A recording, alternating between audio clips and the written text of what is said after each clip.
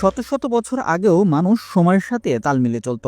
তখন এখনকার মতো হাতে হাতে সময় দেখার যন্ত্র ছিল না। তবে সে সময় সময়কে ছাপিয়ে যাবার জন্য বিজ্ঞানকে কাজে লাগিয়ে মানুষ এক অভূতপূর্ব আবিষ্কার করে, যার নাম সূর্যঘড়ি বা সানডায়াল। সূর্যের মাধ্যমে সময় দেখার সেই আবিষ্কার কালের বিবর্তনে হারিয়ে গেছে, তবে এখনো যশোরে ঠায় দাঁড়িয়ে আছে মৃত সূর্যঘড়ি। আজ থেকে আনুমানিক ২৩২ বছর আগে যশোরে ব্রিটিশদের প্রশাসনিক কাজে সময় নির্ণয়ের জন্য তৎকালীন কালেক্টর ভবন প্রাঙ্গণে সূর্যঘড়িটি নির্মাণ করা হয়, যার বর্তমান অবস্থান শহরের জেলা রেজিস্ট্রি অফিসে, যেটি ছিল দেশের প্রথম কালেক্টরের ভবন। যশোরের এই সূর্যঘড়িটির ঐতিহাসিক মূল্য থাকলেও প্রত্যনিদর্শনটির অস্তিত্ব খুঁজে পাওয়াই কষ্টকর। এমনকি যশোর শহরের বেশিরভাগ মানুষ জানেই না তাদের জেলায় একটি সূর্যঘড়ি রয়েছে।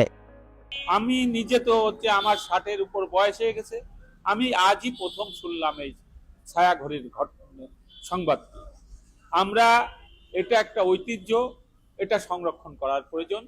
আমরা দাবি করছি, যা চলে গেছে চলে গেছে, কার ত্রুটি বিচ্যুতি আছে সেটা দেখার প্রয়োজন নেই।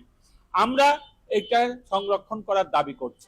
জনসাধারণ এটা দেখতে পায় না, পর্যবেক্ষণ করার তাদের সুযোগ নেই।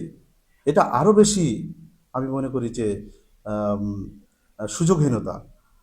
এই সুযোগহীনতা দূর করার জন্য উন্মুক্ত করে দেওয়া এবং যথাযথ সংরক্ষণ প্রক্রিয়া নেওয়া উচিত বলে আমি দৃঢ়ভাবে মনে করি।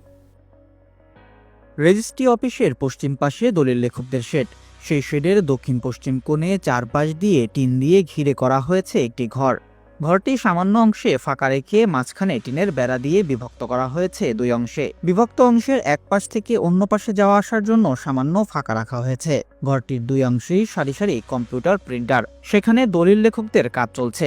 জানা না থাকলে দেখে বোঝার উপায় নেই সূর্যঘড়িটি ঘিরে নিয়ে কক্ষটি নির্মাণ করা। পুরো কক্ষটি আসলে সূর্যঘড়ির অংশের উপর নির্মিত।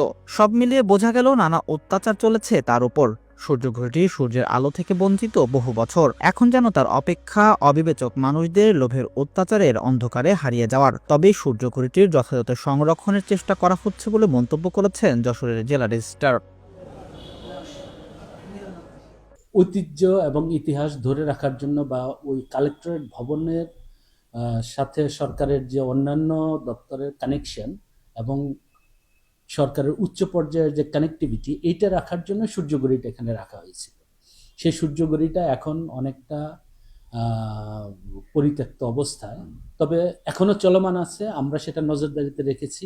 আমরা আমাদের ঊর্ধ্বতন কর্তৃপক্ষের সাথে বিষয়টি নিয়ে কথা বলেছি। তারা বলছেন যে তারা যখন অফিস